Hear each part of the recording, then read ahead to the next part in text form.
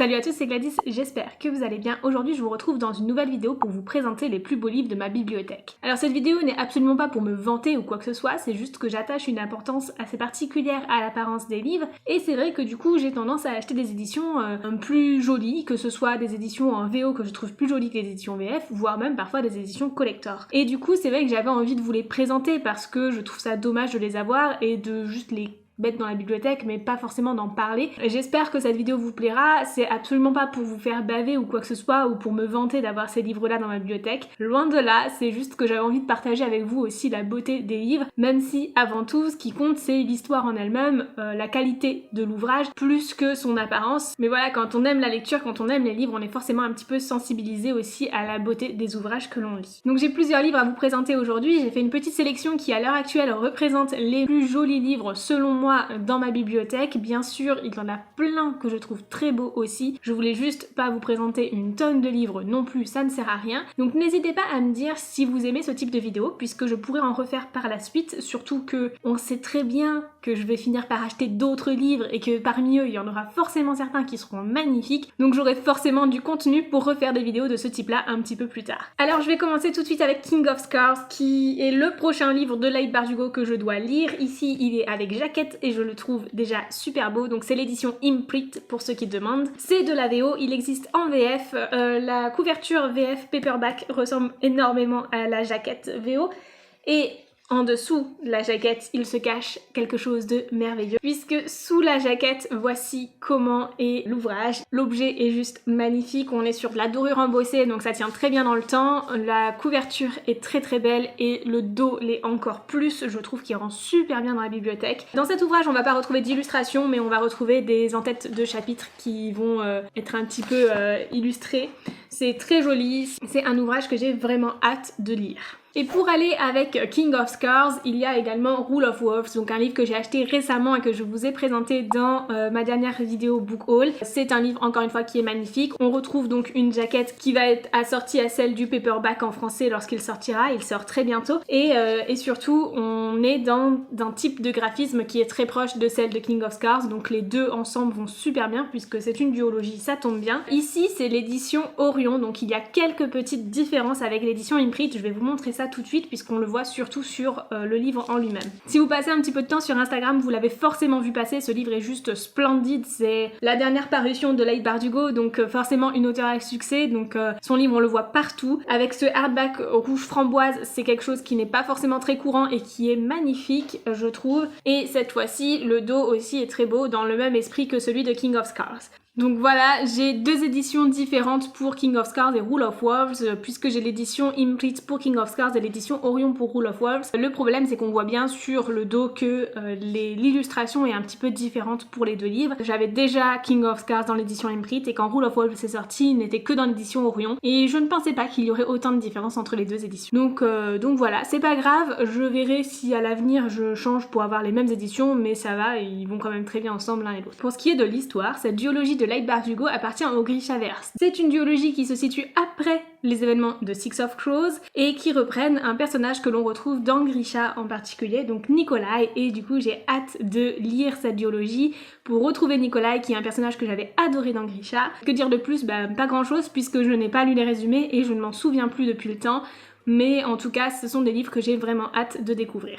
Pour continuer dans le Grishaverse de Leigh Bardugo, j'ai également les éditions collector de Six of Crows et Crooked Kingdom. Ici dans les éditions donc Orion. Ce sont des livres reliés juste magnifiques pour lesquels on va retrouver des tranches colorées en rouge et en noir. Je les aime énormément et dedans on va y retrouver également des illustrations. Je vous en montre quelques-unes, elles sont juste sublimes. À l'intérieur de ces livres, on va pouvoir retrouver donc les cartes qui sont nécessaires pour se situer dans l'univers. On va avoir également de jolies illustrations pour séparer les parties. Les en-têtes de chapitres sont très jolies également. Le lexique est également embelli et c'est très joli à regarder. Et à la fin, on a également des illustrations des personnages. Donc comme vous pouvez le voir, ce sont des livres qui sont juste magnifiques et en plus de ça, j'ai adoré l'histoire. Je vous en ai parlé dans mon bilan lecture du mois de février, donc n'hésitez pas à aller le voir si vous voulez voulez avoir mon avis sur cette duologie Six of Crows et Crooked Kingdom. Dernièrement, j'ai craqué pour le premier tome de Nevermore de Jessica Townsend. C'est un livre que je n'ai pas encore lu, que je voulais lire en français puisqu'il est traduit en français et qu'on me l'a prêté, donc c'est l'occasion ou jamais de le lire. Mais c'est un livre qui est magnifique en anglais et j'ai craqué, je pouvais pas passer à côté, puisque là vous le voyez avec sa jaquette qui a des dorures, qui est quand même très jolie, mais ce n'est rien par rapport à ce qu'il y a sous la jaquette. Je vous le montre tout de suite. Sous la jaquette, on a un ouvrage qui est juste sublime.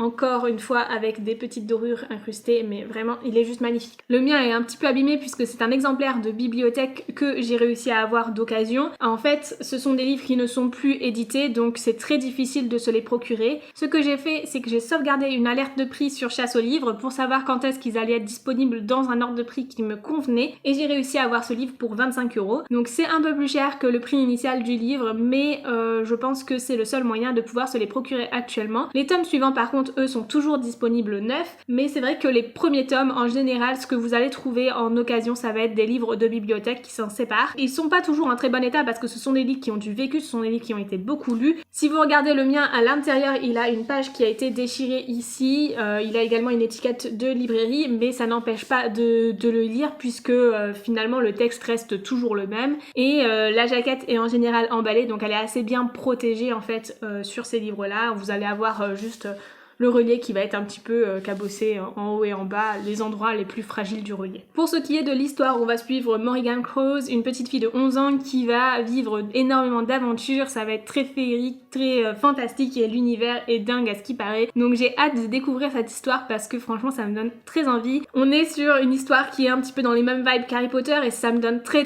envie de lire puisque j'adore Harry Potter, donc retrouver un univers pas forcément le même mais dans le même type d'imaginaire, je pense que ça peut être super intéressant. Parmi les différentes éditions très jolies que j'ai aussi mais qui ne sont pas des collecteurs non plus, j'ai également The Betrayals de Bridget Collins qui est juste magnifique déjà là dans sa jaquette, franchement faut se l'avouer. Donc je l'ai dans l'édition Borrowed Press et il est juste sublime et encore plus beau sans la jaquette. Je vous montre ça tout de suite. Et sans la jaquette, voici la merveille.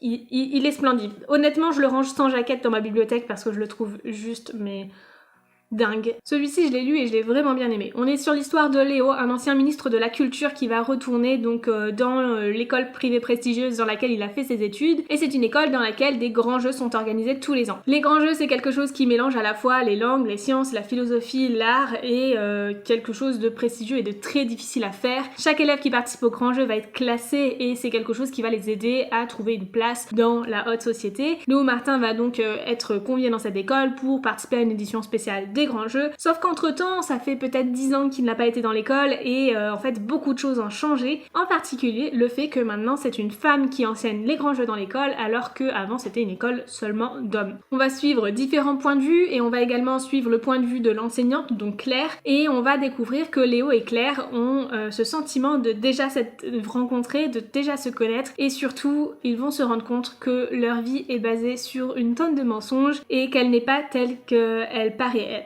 Donc c'est un livre que j'ai vraiment bien aimé, c'est un livre qui est assez intéressant, qui est assez lent mais en même temps qui est très agréable à lire. De la même auteure et de la même édition, j'ai également The Binding, qui est un livre aussi beau que The Betrayals. Vous pouvez le voir déjà là sur la jaquette, elle est juste magnifique.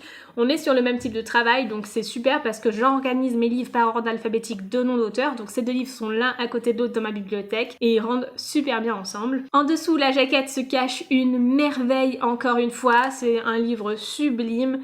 Vraiment, lui aussi, je le range sans jaquette parce qu'il est juste magnifique. Ici, on va suivre Emmett Farmer qui conceptionne des livres assez particuliers puisque ce sont des livres qui ont la possibilité de piéger des souvenirs ou des secrets dont on voudrait se débarrasser, et donc la personne qui enregistre son souvenir ou son secret dans le livre l'oublie. Un jour, Emmett va se rendre compte qu'il y a un livre qui possède son nom, donc qu'il y a un souvenir ou un secret qui le concerne, qui est renseigné dedans, mais il ne se souvient pas de ce souvenir, donc il va découvrir beaucoup de choses le concernant. C'est un livre que je n'ai pas encore lu, mais qui me fait très envie et que j'ai hâte de découvrir. Comme vous pouvez le voir, j'ai quand même pas mal de livres VO à vous présenter aujourd'hui.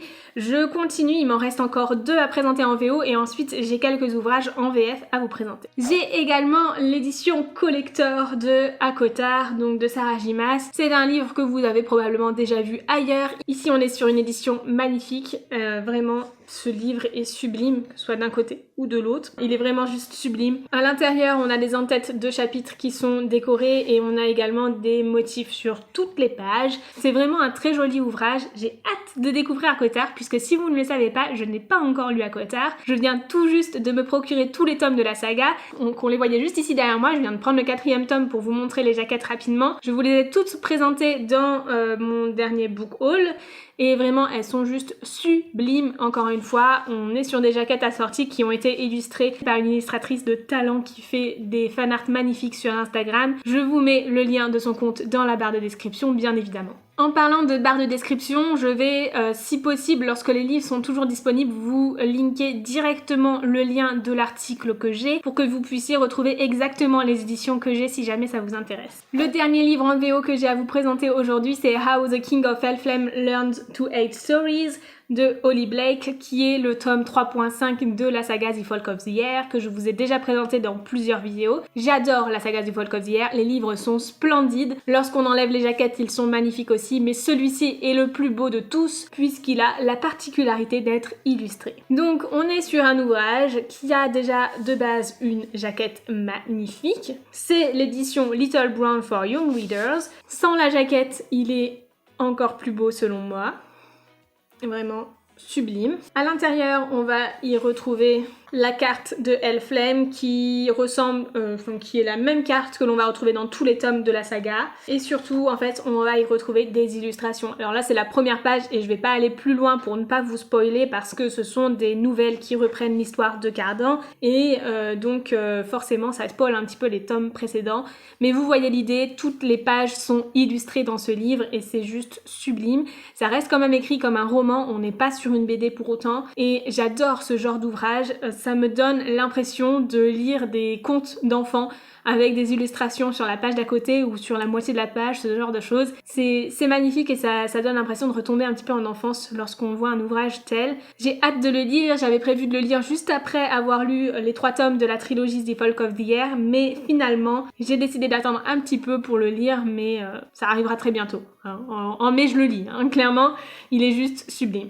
Et puis en soi, je ne doute pas que l'histoire sera à la hauteur des 3 autres tomes qui étaient très bons aussi. Et en VO, la plume de Holly Blake est assez poétique, c'est très agréable à lire. Donc si jamais vous lisez un petit peu en VO, n'hésitez pas à lire ces livres en VO puisque j'ai lu pas mal de retours sur la VF qui n'étaient pas forcément aussi agréables que la VO à lire. Quoi qu'il en soit, l'histoire reste la même en VF et c'est une histoire qui selon moi vaut le détour, donc n'hésitez pas à aller lire la trilogie The Folk of the Year. Je vous mets dans la description du coup le lien du coffret des 3 tomes et celui-ci également. On passe maintenant aux ouvrages en français que j'ai qui selon moi sont juste sublimes. Tout d'abord j'ai les éditions Fabry de 2004 du Comte de Monte Cristo d'Alexandre Dumas qui sont des éditions juste magnifique comme vous pouvez voir. À l'intérieur c'est très simple mais la couverture et le fait qu'il soit en relié est sublime. C'est un gros pavé donc c'est vrai que c'est assez agréable de l'avoir en 2 tomes parce que ça donne l'impression d'avancer plus vite dans l'histoire et surtout c'est plus agréable à tenir en main puisque ça pèse un petit peu moins lourd forcément. Ce qui est intéressant c'est que le tome 2 commence à être numéroté à la suite du premier tome, on n'est vraiment pas sur un livre qui repart de zéro, on est dans une continuité, ce n'est pas 2 tomes séparés mais 2 volumes. Malheureusement ce sont des livres qui ne sont plus édités, on peut les trouver assez facilement d'occasion. Pour ma part j'ai trouvé les miens sur Vinted et je les ai achetés pour 15 € les 2. Je vous ai déjà présenté ce livre dans mon bilan lecture du mois de mars, donc n'hésitez pas à aller le voir non plus si jamais vous voulez avoir mon avis sur le Comte de Monte Cristo. Ensuite, j'avais envie de vous présenter La Duperie de Guenièvre, le premier tome de la trilogie L'Ascension de Camelot de Kirsten White, qui est un livre paru chez De Saxus, et c'est un livre que je viens tout juste d'acheter et que je suis en train de lire. Donc vous le retrouverez très prochainement sur la chaîne, que ce soit dans mon book haul d'avril ou encore dans mon bilan lecture du mois d'avril. Ici, il est avec sa jaquette qui est très brillante, donc ça risque un petit peu de vous éblouir, qui est déjà très jolie, hein, faut dire ce qui est, elle est sublime. Le livre est encore plus beau sans, vous l'avez encore une fois sûrement déjà vu sur les réseaux sociaux si jamais vous traînez un petit peu sur Instagram. Donc sans la jaquette, voici à quoi il ressemble, il est juste sublime, je l'aime énormément.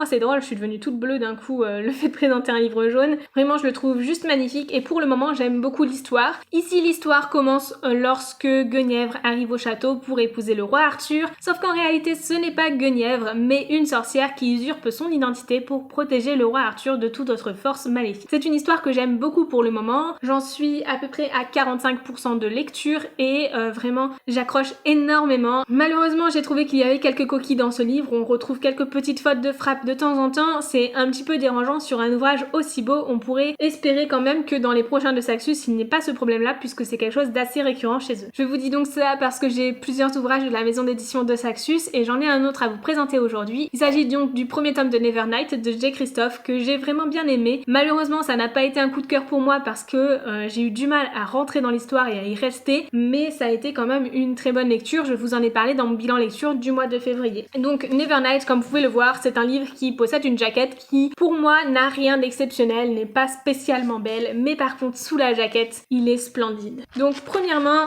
la jaquette est une jaquette réversible dans laquelle on va retrouver une carte. Donc si ça vous intéresse d'enlever la jaquette, vous pouvez l'utiliser par exemple pour afficher la carte quelque part. Personnellement, ce que je fais quand j'enlève les jaquettes des livres et que je préfère garder juste le livre sans jaquette dans ma bibliothèque, je glisse les jaquettes derrière les livres.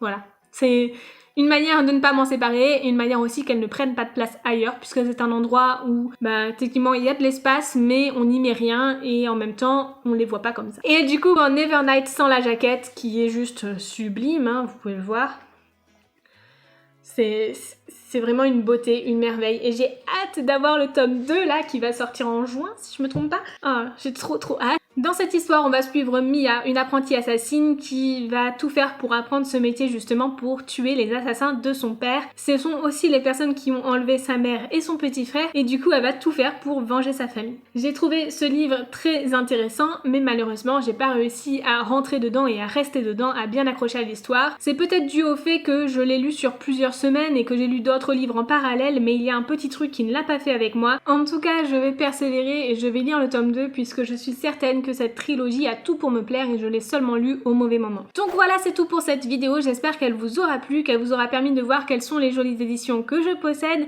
Encore une fois, cette vidéo n'est absolument pas pour me vanter ou quoi que ce soit, absolument pas. N'hésitez pas non plus à me dire quelles sont les éditions que vous préférez puisque peut-être que ça me permettra de découvrir de nouvelles éditions, en tout cas des éditions que je ne connais pas ou dont je n'ai pas d'ouvrage pour le moment. Pour ma part, pour ce qui est de la VO, je préfère l'édition Orion, même si j'aime beaucoup l'édition Bloomsbury. Je trouve que l'édition Orion est une édition qui nous propose toujours de très bons ouvrages, qu'ils soient tant en termes de qualité de récit, mais également en termes de qualité du livre lui-même. Pour ce qui est de la VF, comme vous avez pu le voir, j'aime beaucoup les livres reliés et on en retrouve très peu. Donc en ce moment, j'aime beaucoup l'édition de Saxus qui permet de diversifier un peu plus et de propager un peu plus donc les livres reliés sur le marché. Mais malheureusement, c'est une édition donc certes qui propose de jolis livres, mais dans laquelle on va pouvoir trouver très souvent des soucis au niveau de la traduction. Donc ça, c'est un petit problème assez récurrent et qui me pose souci, donc j'aimerais qu'il s'améliore à l'avenir. Je pense qu'à force de le mentionner, que ce soit dans nos vidéos booktube ou dans nos posts Booksta, c'est quelque chose qu'ils vont peut-être prendre en compte pour améliorer la correction suite à la traduction de leur livre, puisque c'est pas des soucis de traduction en eux-mêmes, c'est vraiment des soucis de correction. Il y a souvent des petites coquilles, des mots qui manquent, des lettres qui manquent, des mots en trop ou même parfois des annotations de correcteurs en trop. Mais quoi qu'il en soit, ça reste quand même une édition qui permet de diversifier un peu plus le livre relié sur le marché français. J'aimerais également me pencher un peu plus sur des petites maisons d'édition comme l'édition Rivka qui propose également des livres reliés en France mais dont je n'ai aucun livre pour le moment. Sur ce, je vous souhaite de très belles lectures et je vous dis à très bientôt dans une nouvelle vidéo. Ciao!